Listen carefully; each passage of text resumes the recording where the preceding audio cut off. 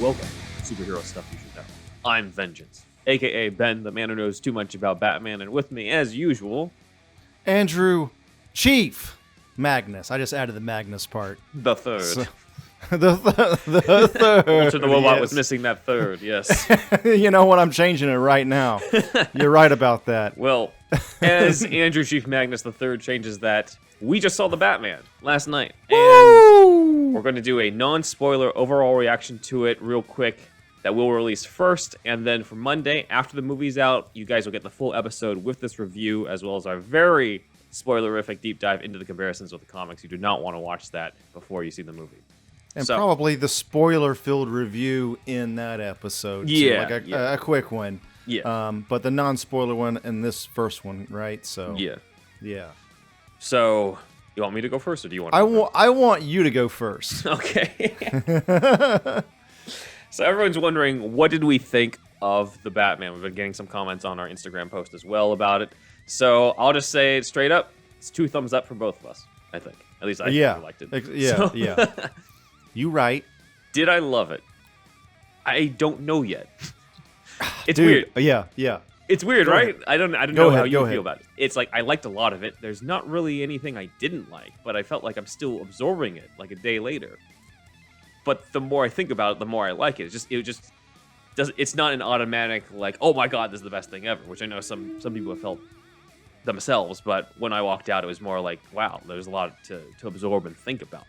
It's a little tough too, because it's definitely in the shadow. Any Batman live action thing is going to be in the shadow of the Dark Knight trilogy, and it does have its own identity, but there is enough of a similarity and feel and tension to certain scenes that, comparisons are going to be inevitable. But if we are going to make a contrast, the Nolan's take does still have very crowd-pleasing blockbuster action movie moments, and this take even reduces that down.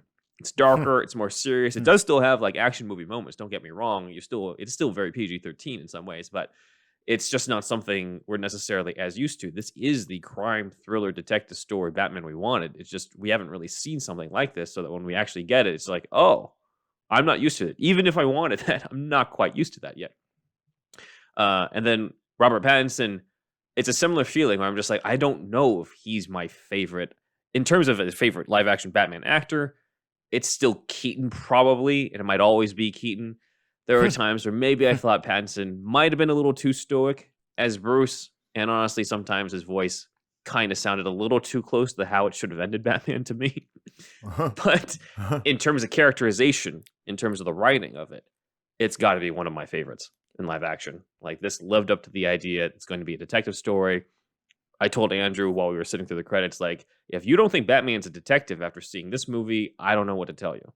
They went all out with this. But the best way I can describe this version is that he's kind of got the intelligence of that we haven't seen in anything as extreme as with Adam West. And so he's kind of got the intelligence of Adam West for 2022. He's got the creature of the night physicality of Michael Keaton that I wasn't expecting him to sort of be able to channel. And I haven't seen anybody since Keaton really do that as well. He's got the rage of Christian Bale, and he's got the fighting ability of Ben Affleck. So, I mean, that right there is the winning combination. You got the greatest of each great Batman in there. I don't think it's much to give away that he's more Batman than Bruce Wayne, and it's pretty evident from the trailers on that. Obviously, there are scenes of him when he is Bruce, but the way he is Bruce is basically Batman without wearing a costume. The way he walks as Bruce is the same he walks as Batman, and it's deliberate. There is room for him to develop more of a Bruce Wayne side in the future.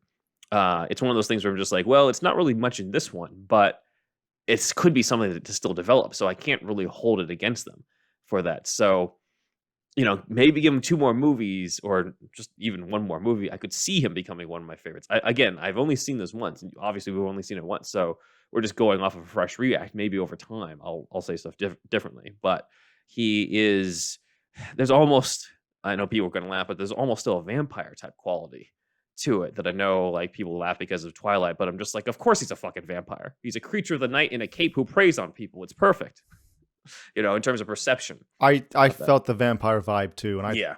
The Twilight stuff kind of unfortunate these days, but I mean, who gives a shit? It's a At this cool point, vampire vibe. yeah. It's the appropriate amount of vampire vibe. It's not Mm-hmm. Edward from Twilight vampire. It's Dracula vampire type. Yes. And then also, a lot of people gave Pattinson shit for not being Ben Affleck size-wise and kind of body shaming him. Once you see him in the suit, he's a fucking beast. He's not Batfleck size, but he's like second to Batfleck. I felt like it. He's bulky in that. I didn't expect him to look like that.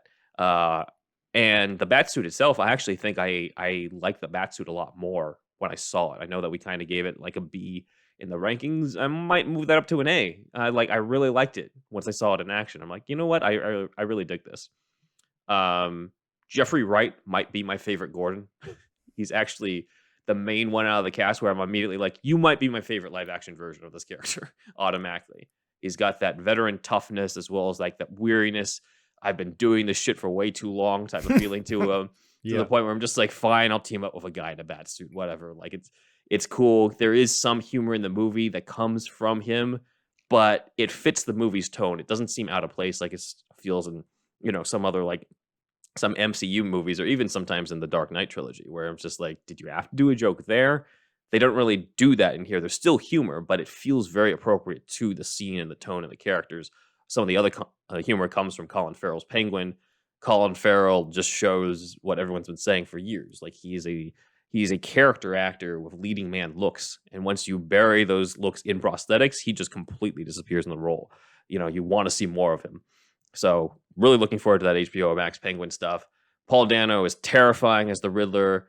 It's so different from the other Riddlers, I can't even really compare him to Gorshin or Jim Carrey or any of those. He's definitely the scariest. And I'm kind of glad they didn't go too overboard with the whole, Jigsaw from Saw type thing that I know a lot of people wanted years ago. And I was just like, that seems a little too much. Thankfully, they had just the right amount of horror movie for this one. Zoe Kravitz is Catwoman. Similar to Pattinson, I can't say yet that she's my new favorite, but characterization is solid. And as I predicted, the movie nailed down the chemistry, the dynamic between the two of them in a way that we haven't really seen as strongly before, in my opinion. John Turturro, mesmerizing as Carmine Falcone. I was not expecting him to be have as significant of a presence as he did in the movie. Andy Serkis is a good Alfred, just a similar problem to Jeremy Irons. I felt like there wasn't enough of him to make the same impact as like a Michael Caine or Michael Goff over 4 movies. And the big MVP of the movie outside of the cast and the director, it's got to be Michael Giacchino for the score. He's got all these different themes, a heroic Bruce Wayne theme mixed in with the vengeful Batman theme. It's the best Batman theme in years. And I like the ones from Hans Zimmer and Junkie XL. But this is the next iconic one. It's the first like hummable movie one since, arguably the Schumacher ones. People were humming dun, dun, dun, dun, like out of the theater, or maybe that was just you and me. I don't know. But like no, I was it definitely can't be just that. us. Yeah. So I don't know. It might not be my favorite Batman movie yet, or it might not be my favorite Batman movie, and that's okay. But it's definitely up there. It's definitely growing on me. I need another viewing. Andrew. I was interested to see what you'd say. You said a lot of the stuff that I was thinking. Like, I say from the top, it's like an 8.5 or a 9 out of 10. It's going to be tough to do this with a non-spoiler review, but yeah. So, okay, let's start from So I'm having a hard time deciding where to start. Okay, so you said one of the heroes was Giacchino. How you say his name? The music, yeah. I'd also have to say Greg Fraser, the guy that was the DP. Oh yeah. The director of photography. Fraser, yeah. Dude, this movie is shot like a motherfucker. It looks so good. And like we've seen the Alex Ross Penguin shots, comparisons, but there was one shot, this is not too much of a spoiler, but it's like Batman in the Rain. It looks like another Alex Ross painting. It looks like it's Alex the War, I think. Yeah. War on Crime. Yeah, War on Crime. Yeah, like that was just stuff like that's incredible. And you see it in the trailer, you're going to see even more of it obviously in the movie. And then okay, so Pattinson Batman. I liked him a lot. And I was thinking the whole time, like, I like this, but I know a lot of people probably won't like this as much as me. Yeah. I he is so intense in the cowl. Mm-hmm. He has such an intense presence. He broods like crazy. Mm-hmm. And that's great for Batman. That's why it works for me. And I love the fact, this is all over Twitter, and you've already said it, but like, it's like, it's like 90% in the bat suit. Yeah. There's like two Bruce Wayne scenes in this movie. This movie does not give a fuck about Bruce Wayne that much. So I watched a lot of reviews today to prepare for this part of us doing this today. Yeah. And it kind of felt like Bruce is dead. Like Bruce, I thought there was going to be a Sixth Sense reveal at the end. You know what I mean? Like, like Bruce, in a sense, metaphorically, Bruce is dead and only Batman lives. And when he becomes Bruce, they don't say this out loud, but it does really feel like he's annoyed being Bruce Wayne. Mm-hmm. He just wants to be Batman. So I thought that all that stuff is done so well. The action, I thought, was done well. It's hard to get into specifics without spoilers, and we're still kind of processing because it was just last night. Mm-hmm. But I can't tell just yet because I'm still processing if the action scenes are as good as the warehouse scene. Like, Snyder's just so absolutely stellar at that kind of thing. But, I mean, there was some fucking action scenes in this that were like, especially that end one, that's like, it was fucking up there. It did go crackerjack. So, yes, that I really appreciated. Characterization with all the characters was great. The Catwoman, like you said, I think most people agree with this, right? This Bat-Cat chemistry is probably the best on screen. Mm-hmm. She might not be your favorite Catwoman, but the chemistry between them is better than in Batman Returns. Mm-hmm. Absolutely nailed it. And I love that she's just on her own journey and they just happen to fucking line up. Yeah, it's perfect. You know? Mm-hmm. Yeah, like they have just similar goals. They're looking in the same, this is a cheesy thing I read in high school, but people in love don't look at each other. They look at the same direction. Like, that's kind of how it is though in this, right? So I thought that was done well. She's great. She's like scrappy as hell. Like, and I like that. I like her Catwoman a lot. So there's that. The Penguin fucking rules. I fucking loved him, dude. Like I woke up this morning saying, "Take it easy, sweetheart." You know, I could have done with a lot more Penguin. Yeah. And that's another testament to this movie is that no one's in the movie too long. Mm-hmm. Everyone just shows up right, like just enough. And Alfred's like not even in there enough. Like Alfred's got like literally 2 scenes, it feels like. Yeah. And people have been talking about that a lot too, but yeah. I mean, I thought, and I don't know why, but I wasn't like super excited about Serkis going into this. But I liked him. I really did like him in this movie.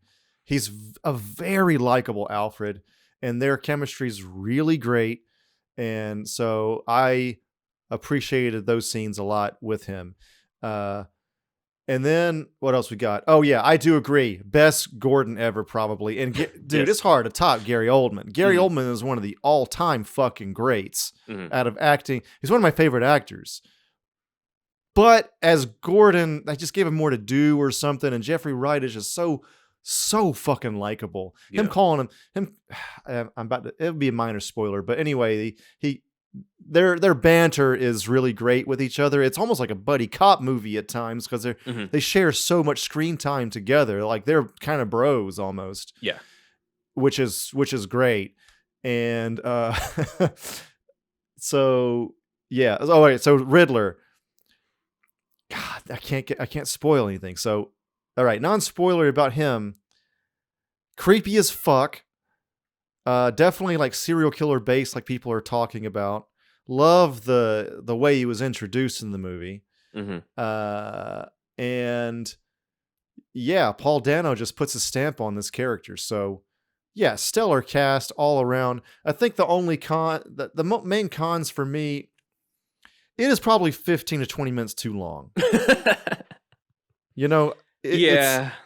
Anyway, people have been talking about it's a little long near the end, and I can kind of agree with that a bit, although the third act is great. Mm-hmm. But again, come back for the spoiler fucking discussion. There's just one story element, another story element that I think could have been like right on top of each other, and that could have made it a little even more crackerjack. I could totally see that. Yeah. You even know what I'm talking about, probably. Yeah. Yeah. But I mean, yeah, great score. DP is fucking wonderful. Matt Reeves. Overall thoughts, like, they did their own thing. This is not like any of the other Batman films at all. And it's like Matt Reeves and his writing team, it seems like there were several other writers, maybe one main one that was credited. I forget his name. But Peter Craig. Peter from Craig. The Town. Yeah. From The Town. Like, it's so it feels steeped in comics. It feels steeped in correct me if I'm wrong, Ben. I mean, you're the one that can talk about this more than me, but like it feels like it's got the tone of Long Halloween, like really has the tone of it. If not, the plot points aren't the same really, but the tone of it is pretty close, and it's being it's a detective story through and through. Like this is not like the Nolan thing where they just do one scene of detective shit. Yeah. The entire fucking movie is a detective story, and it really benefited from that. And I could have done with a whole lot more of that. I mean, it was 100% that, but more. I want this whole trilogy because you know how the Riddler really lends itself to being a detective story. Even if the next villain is Mr. Freeze or Hugo Strange or whoever, I still want it to stay with this detective shit as much as they can. Yeah. As much as possible. Keep this tone. This tone worked like crazy. And some people said this too, in other reviews, and I kind of agree, kind of don't. They said it's almost like Matt Reeves didn't have a style, and that's a good thing as far as it's just so fucking comic accurate tonally. You know? I don't know if I agree with the like no style thing, but I do agree like there's so much comics in it. That's why we have like a whole deep dive that we're going to get into for the spoilerific version. Okay, yeah. Maybe that's not worded the best, but it's like it's just I don't know. It's anyway, yeah, he does have his own style. It kind of felt like Blade Runner too at times, just like the neon another element of it. Yeah. So yeah, there's a lot of great in this. It's just slightly long, but that's it. I thought it was great. That's our main complaint. It's great. Yeah. I mean, 3 hours. I guess it was inevitable, but yeah, if it was like 2 hours and 30 to 40 minutes, that'd be probably a good length. People would say that's long, but I think that's probably about right for this movie. Yeah, though I mean, if it was even longer, I wouldn't have. I don't think we would have complained either in terms of what. Because I know there's stuff they cut. Depends on what happens, of course, but it doesn't feel like it's dragging or the pacing is off too bad. It's I don't know what it's just some parts, especially near the end, might have been better served if truncated at least a little bit or combined. Combined. So yeah, come back for the spoiler review. That's it. 8.75 maybe. Let's say that from me. I'd agree with that. Yeah. That's pretty fucking solid though overall. So. I'm surprised. I'll say one last thing. I know we got to get to the actual fucking episode, Ben. Yeah, no problem. But I'm surprised by how many people I was seeing rankings today, and people really still rank Batfleck as number one Batman, and I like Batfleck a lot. I was always pro Batfleck, and I think his suit's number one. Yeah, but for me, I think Pattinson's probably better than Batfleck overall. But that's just me. I thought he did very well. I really like Pattinson. I'd agree with that. You feel for him a lot more. And again, it's not really it's never the actor's fault. It's not really Ben Affleck's fault and stuff. It's just the material Pattinson is given. This is, you get way, like, I think Pattinson arguably has even more screen time than Ben Affleck did in all of the movies, if you combine. Because he's in like 99% of the scenes in this movie. Wearing the shit out of that bat suit and emoting the fuck through the cowl. Yeah. And then just there's a lot of different qualities that they wanted to highlight in the character that we've seen before, but maybe not necessarily portrayed in the same way or shown in this specific way, and the way that they make you show how just tortured this character is, while also still heroic in his own way, it just nails a lot of the character. Yeah, it nails it. Yeah, it's like the way he talks and the way he walks. Also, like there's a lot of. It seems like they had talks about how Batman should walk, and it just everything feels so deliberate. Yeah, everything is planned, and it just really works. You know. So yeah, exactly. Yeah. All right. Well, guys, join us for the spoilerific discussion, which will be called The Batman versus Comics, though more appropriately, it's probably The Batman and Comics, considering, well, you'll have to find out. Versus just sounds good. Yes. Batman v Comics. Yes. So, see you guys then.